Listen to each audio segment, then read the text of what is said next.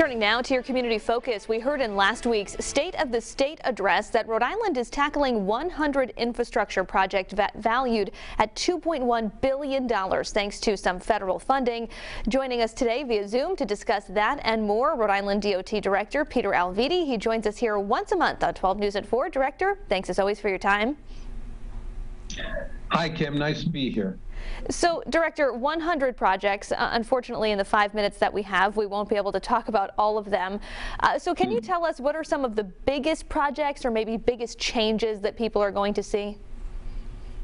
Yeah, so the biggest change is that we're actually over and above our normal and customary funding here at DOT. The federal government, through the Bipartisan Infrastructure and Jobs Act, is sending us another $576 million for a 5-year period, about over $100 million a year over the next 5 years, for state of good repair projects. That is, to make our roads, bridges, bike paths, transit facilities, train stations better, put them in a better state of repair. And that's precisely what we'll be doing.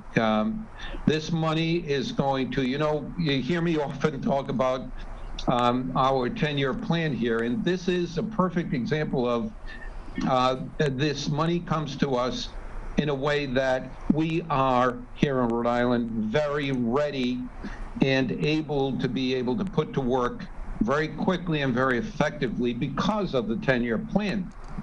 We're taking this money and we're putting it into our 10-year plan that has about 600 projects, and about 100 of them will be able to be accelerated in time by an average of 4 years sooner, doing them 4 years sooner. So this $500 million extra that we're getting actually is positively impacting about $2 billion worth of projects. And they are mainly state of good repair, as the funding intended it to be, for our roads and bridges, new paving, new bridges, but also ancillary to that, the accompanying pedestrian infrastructure, sidewalks and bike paths, and other transit and rail facilities that we have that will benefit and come into a state of good repair because of this. So we're going to make Rhode Island's infrastructure better a whole lot sooner because of this. And the money comes to us over a 5-year period, but the initial effects of it you'll begin to see out there this summer. Some of the projects that we're moving up will actually begin construction during this summer. So we're going to put that money to work and fix our roads, bridges, and other transportation infrastructure, and create a lot of good paying jobs in the meantime here in Rhode Island. And you'll see that go into the ground beginning this year. That all sounds like good news. Director, thanks for getting us up to speed. I wanted to pivot to another big topic while I have you. The Department of Health is losing both Dr. Nicole Alexander Scott and Tom McCarthy this month. I wanted to ask you about your position. You were confirmed to a second 4-year term back in 2019, I believe, but correct me if I'm wrong. So do you plan to stay through the end of that term? I do. Look, I am enjoying what I'm doing here at DOT. To an old engineer like myself, I've been an engineer for over 50 years.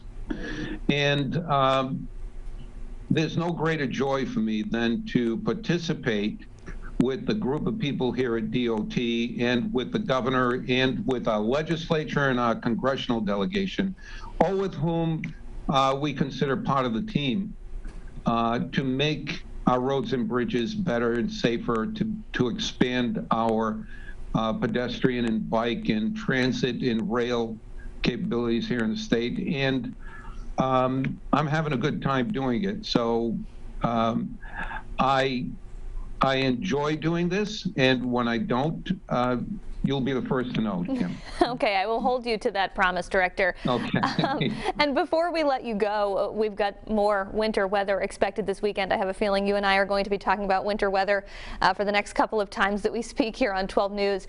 So what is the DOT doing to prepare for this weekend storm?